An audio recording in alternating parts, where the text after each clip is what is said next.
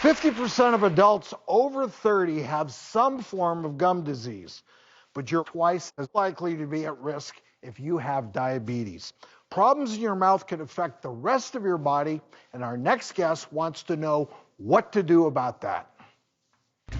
My name is Nikki, and when I was 21 years old, I was diagnosed with type 2 diabetes. Since the diagnosis, I've had to change my routines and learn how to care for myself in a whole new way, like constantly monitoring my blood sugar levels. But I didn't know that those changes would also include my smile. My gums now bleed and swell when I brush, floss, and go to the dentist. I've been told that I have a bright smile and that it warms people's hearts. So I'd love some advice on how to keep a nice smile and how to prevent further issues with my mouth. Well, Nikki joins us today, and to help address her oral health concerns is registered dental hygienist Debora Carrier. All right, Nikki, type 2 diabetes has become more common in younger people than ever before.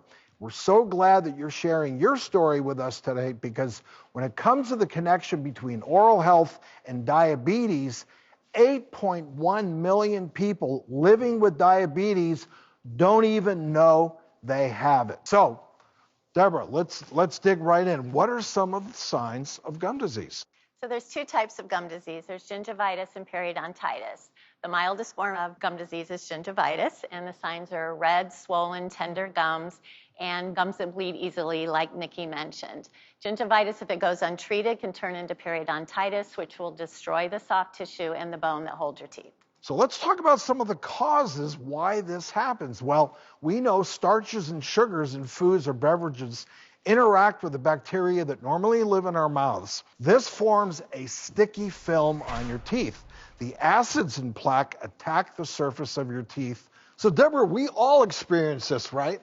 Yes, but if our oral care routine is not up to par, then gum disease and teeth issues are more likely to occur. We know that diabetes also lowers the body's ability to resist infection and slows healing, making periodontitis even more severe. So, Nikki, were you aware of any of this? Well, I know that diabetes sets me on a path to, a lot of complications, including gum disease, but I didn't think that my gum bleeding was a result of that. And aside from diabetes, are there other factors that contribute to gum disease? Definitely. Some are avoidable, like smoking, stress, poor nutrition, substance abuse, and certain medications. Others are just a part of life, like aging, hormonal changes, genetics, and pregnancy. But the good news is that gingivitis is reversible and periodontitis can be prevented. What can I do to prevent this from happening to me? What should we all do? Well, you've heard this before. Brush your teeth at least twice a day. Floss at least once a day. Check inside your mouth regularly for sores that don't heal or irritated gums or any other changes. And if you do have diabetes, make sure to keep your blood sugar levels totally under control. And Debora, you're the expert. Any other tips that we should share with Nikki? Yes, Nikki. So sometimes gum disease won't have any symptoms at all until some serious damage has occurred. So make sure that you visit your dentist at least twice a year for a cleaning and checkup. And also make sure that you mention to them that you're diabetic. And it's very important to choose the right toothpaste to thoroughly clean your teeth. What do you recommend for me? I recommend Crest Gum Detoxify toothpaste because it works below the gum line where many of these oral health issues start.